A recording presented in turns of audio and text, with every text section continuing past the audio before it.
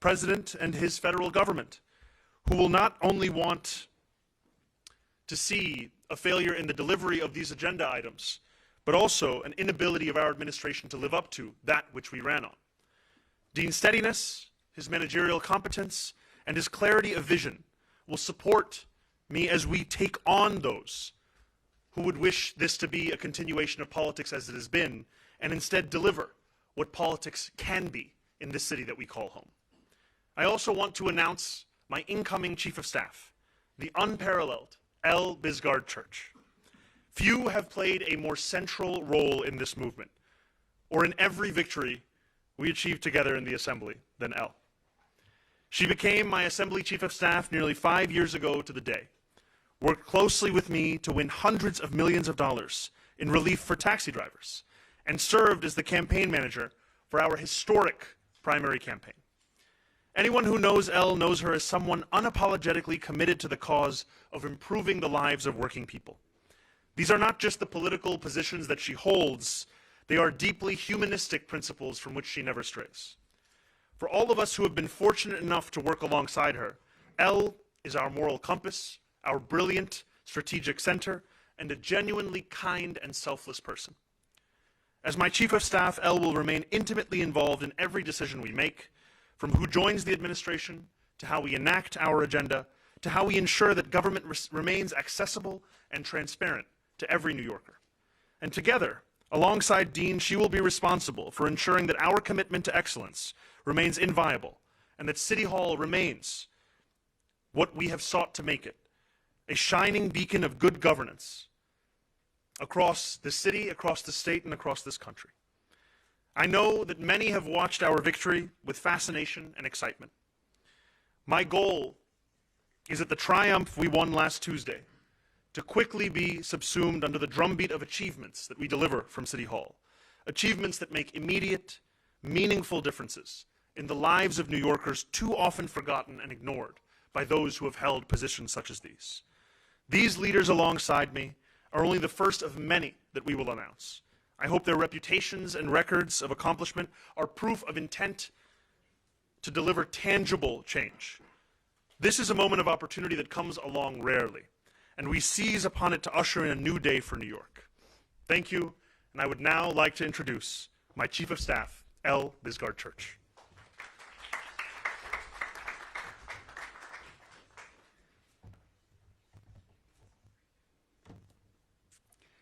Thank you, Mr. Mayor-elect.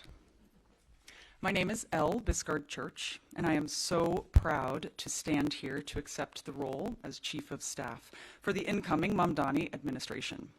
It is an immense honor to serve the people of this city. It has been emphasized that the Mayor-elect and I belong to a new generation. That's true.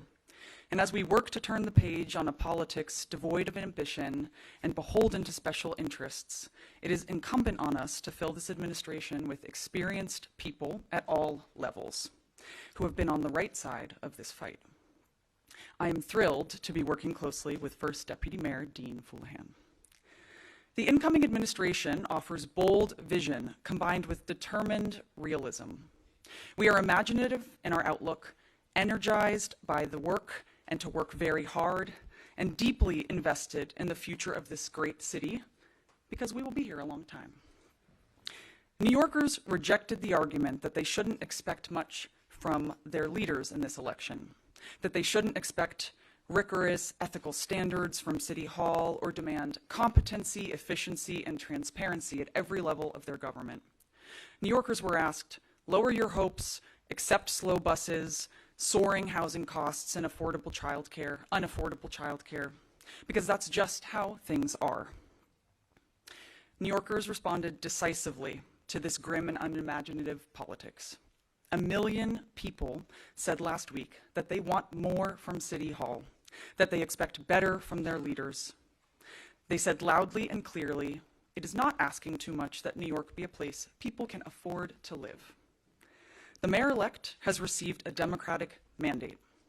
We take seriously the responsibility of this mandate and all that it will take to run the city well. We will work relentlessly to make good on our campaign promises. During my tenure, I promise that this administration will be open-minded, strategically oriented, and pragmatically focused. We will be open to new ideas because we know the old ones aren't working. Anyone who wants to contribute to our shared project of building a better New York for all its citizens has our ear. It won't make the news every day when a family enrolls in a child care program, or 311 housing inspection is resolved quickly, or whenever our parks are clean, safe, and full of people. Such things won't make the news because such things won't be remarkable. They will be ordinary, part of the texture of daily life, part of what people have come to expect. Public flourishing is not an easy thing to quantify, but that doesn't make it less real. We succeed when people take pride in living here. We are winning when communities are resourced and resilient, when everyone has enough of their basic needs fulfilled to live happily and freely. I want to thank my family and my community for their unflagging support, and I want to acknowledge the incredible commitment of our volunteers and coalition members who powered this campaign to victory, and who will help us to realize our shared vision for an affordable, flourishing New York City. And now, it is my pleasure and honor to welcome the Mamdani administration's first Deputy Mayor, Dean Foulahan.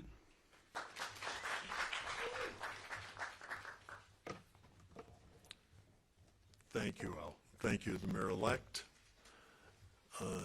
Thank you for the generous comments, but thank you for the privilege of joining the administration and the trust you're placing me to serve our city. I am proud to be returning to City Hall as your first deputy mayor. New Yorkers elected you because they know you will build an administration of energy, ideas, and experience. And thank you for making the announcement in the Roosevelt House and at CUNY. I have been very fortunate, for those who may have lost track, for the last 3 years to be a part of this amazing academic institution as a senior fellow at the CUNY Institute for State and Local Governments. I am very grateful to the leadership at CUNY and the Institute. It's always worth stating that CUNY is a major part of the fabric and the success of our city, one that uniquely reflects the diversity and strengths of our city. I'm so pleased to begin this mission, partnering with Elle after her role in an amazing campaign, partnering with an accomplished transition team, including several former colleagues who have dedicated so much to improving our city. I have to mention Mel Hartzog, who's both a close friend and colleague, who I had the honor of bringing back into city service. I was exceedingly fortunate to work as first deputy mayor and budget director during the de Blasio administration, working as part of an exceptional team on many successful efforts, including UPK and through the crisis of the pandemic. I was also very fortunate to work for 4 assembly speakers in Albany in a senior capacity, eventually running both the Ways and Means staff and the program staff, directing them through numerous state budgets and serious economic challenges. I am confident that my experience can be useful to the mayor-elect and this team. And I know, there's no way to doubt it, after what we've seen, it will be a dedicated, effective team implementing the serious agenda of addressing affordability in New York. I look forward to being part of a city government that looks like New York City and understands what it means to be a New Yorker. Like so many in our city, and the mayor-elect mentioned it, I come from an immigrant family. My father, an immigrant from Lebanon, my mother, whose parents immigrated from Lebanon, and her first language Arabic. They struggled and succeeded and instilled in my brothers and me a deep sense of public service and a commitment to providing others that same opportunity. The same is true of my wife's parents, who both immigrated from Korea. The mayor-elect has provided that same hope in every message throughout the campaign. I am one of the many that was deeply inspired by that message of hope. I firmly believe in this agenda, and I am proud to join a team that will be devoted to this agenda and will work every day to make it happen. Again, thank you so much for this privilege.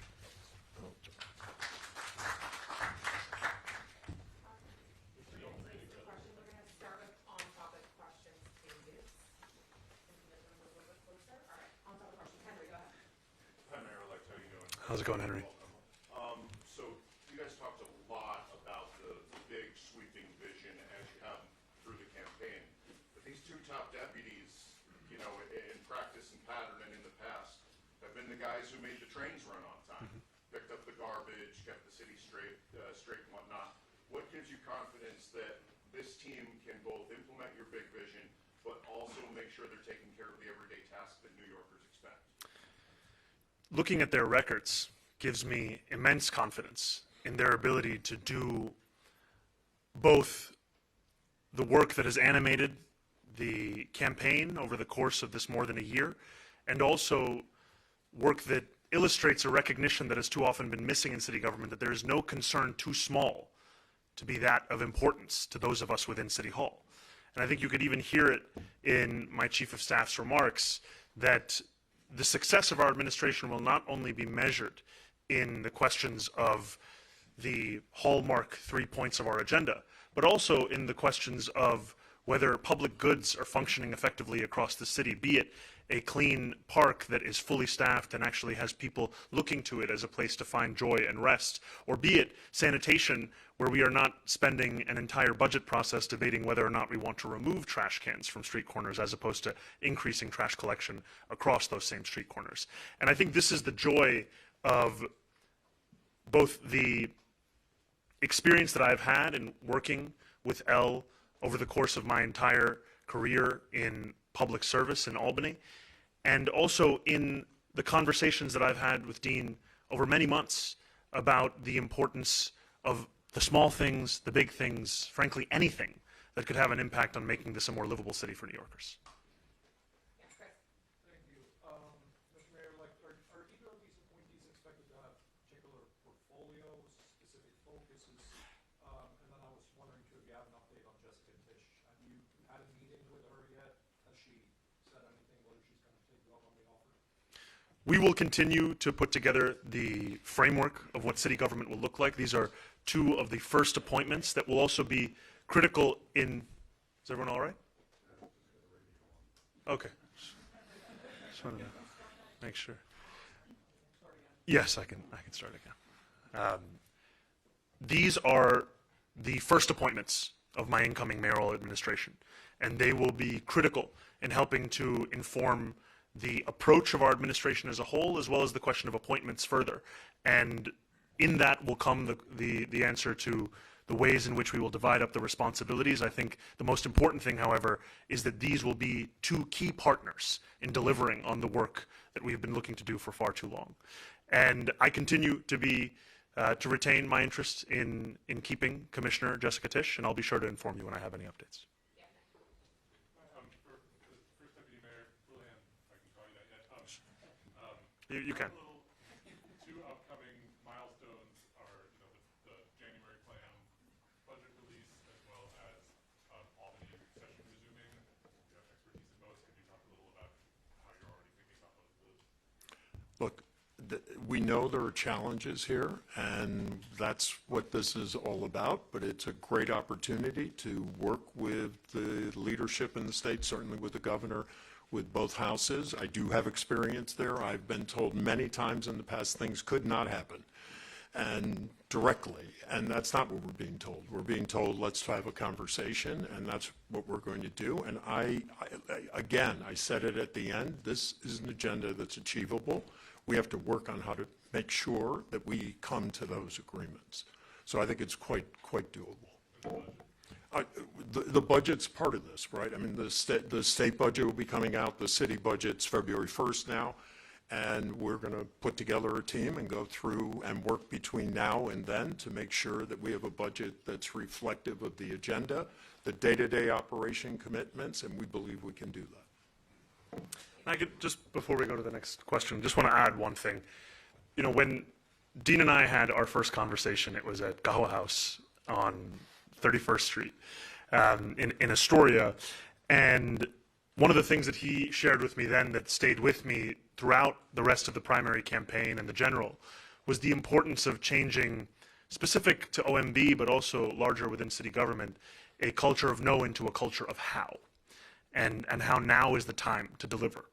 And when I think about one of the moments that I'm most proud of in especially the work that Elle and I have done together, I need not look that much further than the win that we secured in late 2021, where we erased close to $500 million in debt from the backs of thousands of working class taxi drivers.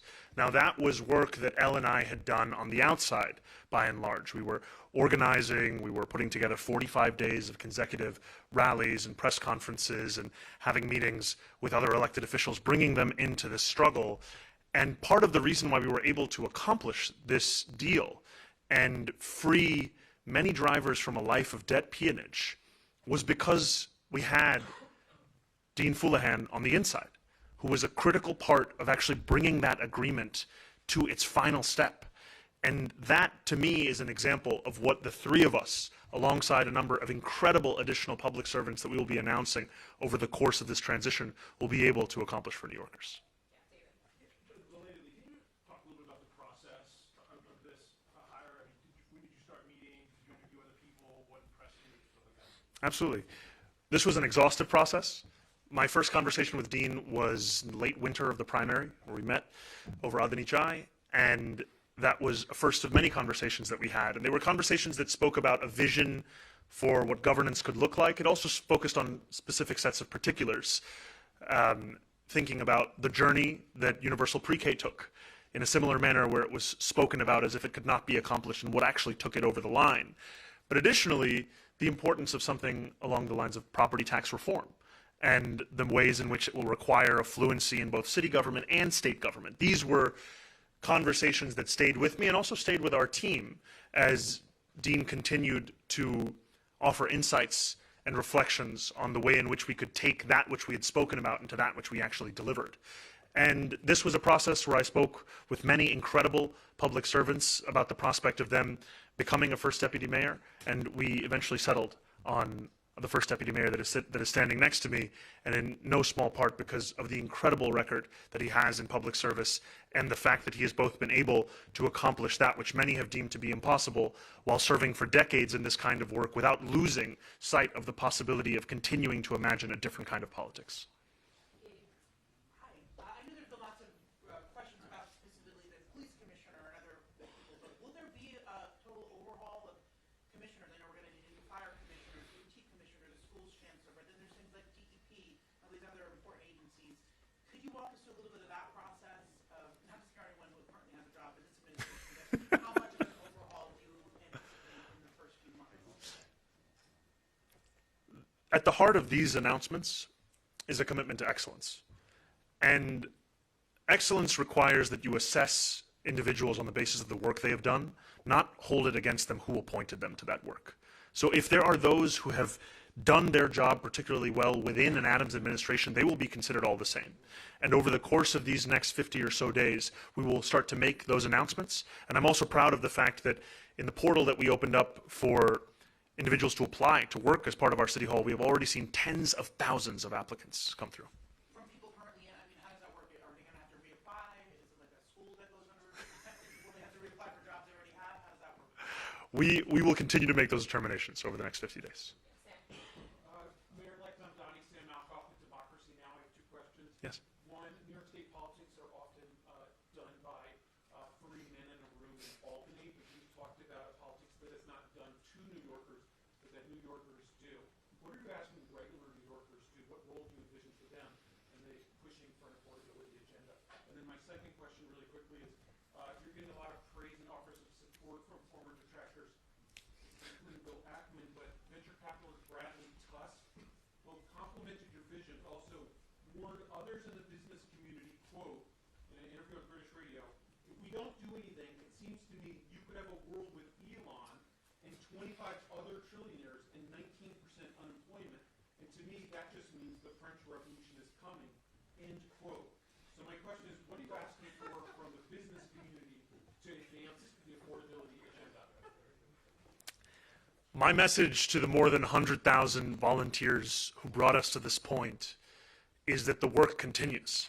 This was not work that had an end date of an election. This is in fact work that will continue until we deliver on the agenda that inspired so many New Yorkers, many of whom had never voted for prior in their life.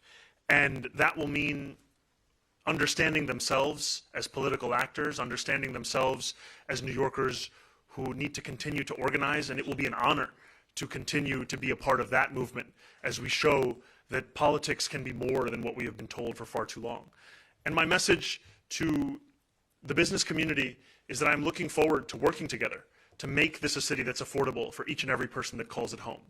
And that work is one that will continue in the manner that it has thus far, where I am willing to speak to anyone and everyone so long as they share that commitment to the vitality of our city, and also understanding that there will be disagreements, namely on fiscal policy, and yet that still leaves the opportunity to find places of agreement to continue to build the city that we know that we deserve.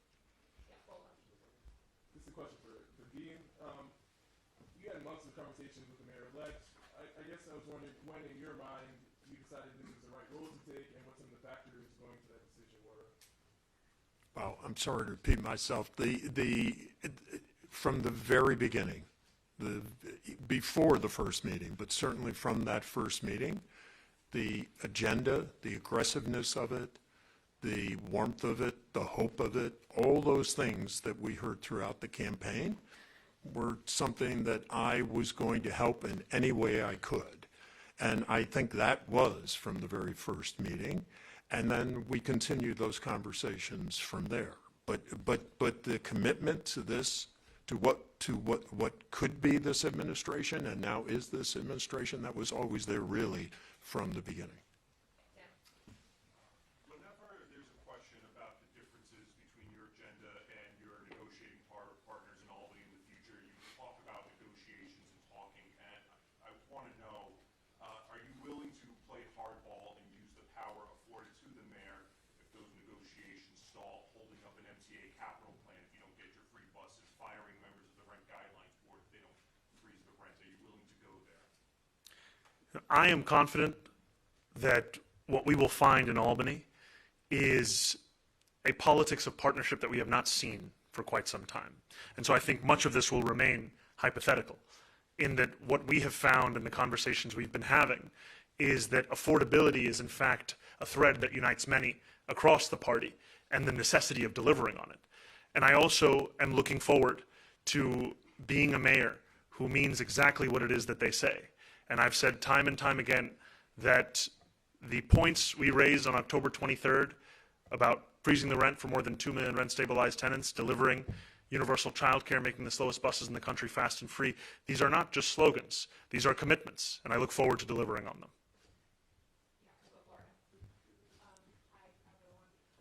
Hello.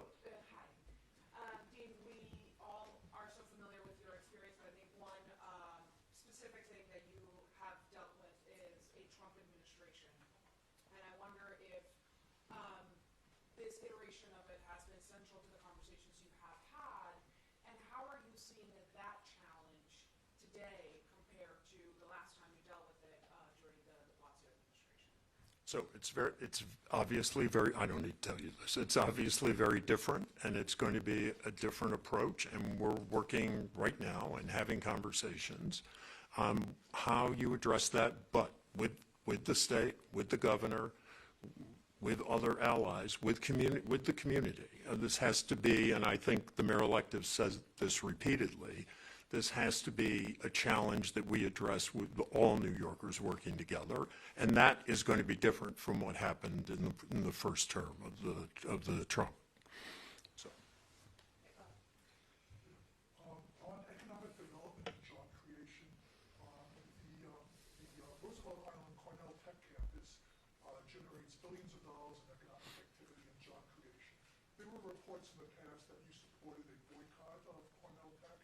I was just wondering if you could comment what your views are on the Cornell Tech, and do you in fact support a boycott, or can you just address Thank you for the question. What I've said time and again is wherever the Adams administration and previous administrations have taken us out of compliance with international law, we'll return the city back into that compliance. And I think that New Yorkers, by and large, are looking forward to that politics of consistency. That's what we'll deliver on. Do you think Cornell Tech is not in compliance with that because of their relationship with the Tech University? I don't think that this applies to what the Adams administration has done. Thank you. We've seen different mayors appoint different kinds of DMs in their time. Are you thinking all about whether we're going to have a DM communications, a CTO again, a new kind of DM that is specifically targeted to your agenda? We are in conversations around the question of the manner in which our city hall will take hold, and I look forward to having those conversations with my chief of staff, with my first deputy mayor. I think there's an importance of asking ourselves the question of what gets us closer to delivering on this work, because too often we have not seen that be the animating idea that leads to the creation of additional positions. How's it going? You've had a lot of folks you've appointed so far who had experience in the de Blasio administration. Now your chief of staff comes from outside. I know she ran your campaign and was involved in DSA. Do you see this as kind of being the balance that you want to strike of having kind of these older hands and then these newer people from outside? Say that Sorry. I'm sorry. I think that it is important when we are undertaking the work of transforming politics in our city that we do so both with a relentless imagination as to what politics could be and a fluency of what politics has been. And what I so appreciate about both of those standing next to me is that they have displayed those two skills in spades over the course of the work that I have done with them and the course of the work that I have observed. And I think that this will continue to be a critical part of how we put our city government together.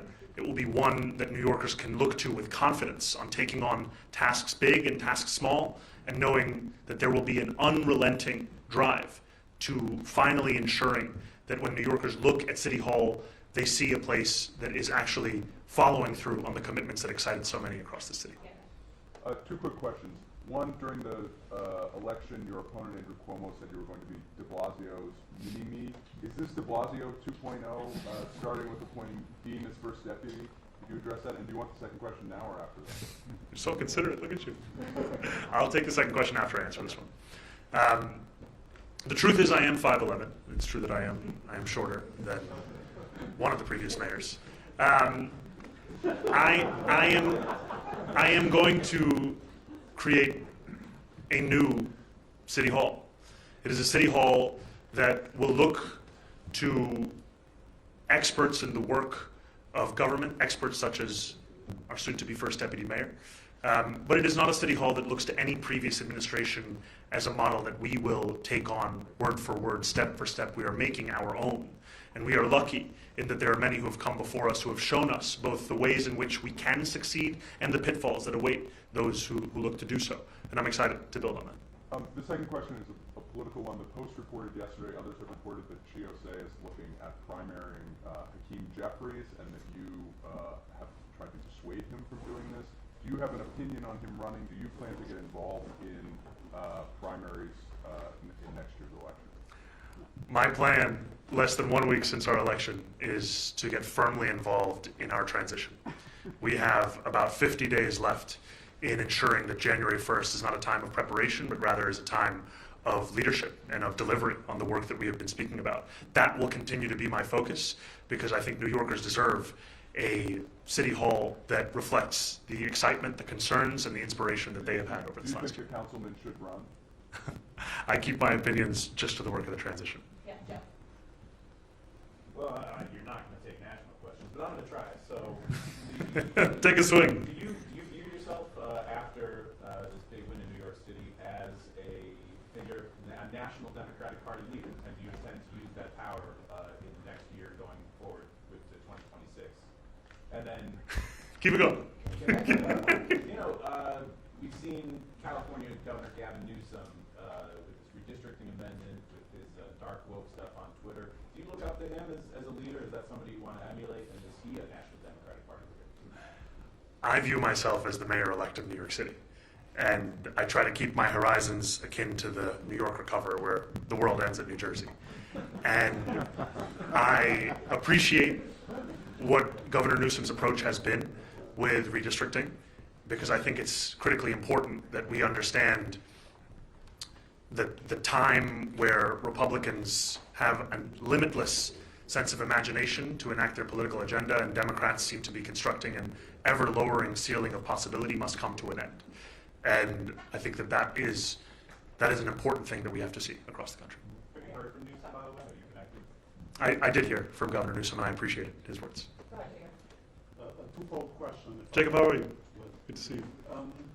There's been mixed reactions, to downplay that, to your election, including over the weekend in some synagogues across the city. I'm wondering what you're willing to say or intend to take any steps in your outreach, even if it's those who are willing to engage. And the second question is, what do you make of the support that you did get from the Jewish community? I'm so proud of the support that we received from the Jewish community. It was support that animated every single part of the campaign that we ran. And I think of an older woman who met me passing me a sticker of a bagel that said, "Down with the smear campaign, up with the schmear campaign." And I'm also committed to being a mayor for every single Jewish New Yorker, just like I'll be a mayor for every single person that calls the city home. That includes those that have concerns, those that didn't vote for me, those that didn't vote at all. And I'll be looking to be their mayor because they call the city home, and they deserve a mayor who not only looks to protect them, but to celebrate and cherish them. And that will be the way in which I continue to do the work of reaching out to New Yorkers. And I also know that for many, politics has often exclusively been that of rhetoric, as opposed to that of work and that of action. And I know that there are some who are waiting to see what is the work that we will truly do. And I look forward with those on this stage to show that the commitments that we have made when we speak about rooting out the scourge of anti-Semitism from across the 5 boroughs, from ensuring that no longer will a rabbi have to know the mayor-elect in order to receive additional police protection on the high holy days, ensuring that Jewish New Yorkers will come to expect not only safety, but a sense of belonging in the city that they call home. The work of that will begin on January 1st, and I look forward to it. All right, we've got time for one more. Go ahead, Morgan. Hi. So Governor Kathy Hochul in Puerto Rico said that she was not interested in the free bus plan. She said she doesn't see a world where that would happen, but she would be willing to maybe expand the program to allow for more low-income people to ride bus for free. What's your take on this? Is this something you'd be willing to compromise on? Is this something that you're saying maybe we can do this incrementally as we go along? I continue to be excited at the work of making the slowest buses in America fast and free. And I appreciate the governor's continued partnership in delivering on that agenda of affordability. And this is the work that will animate so much of what the 3 of us and what our city hall will do, is to ensure that we are living up to those promises and transforming politics as we know. So is it free buses, that's it, or is this something that, okay, for now, let's expand it, then free buses maybe 3 years down the road? I'm just as excited as I was about free buses today as I was more than a year ago. Thank you Thank you, guys Morgan. so much.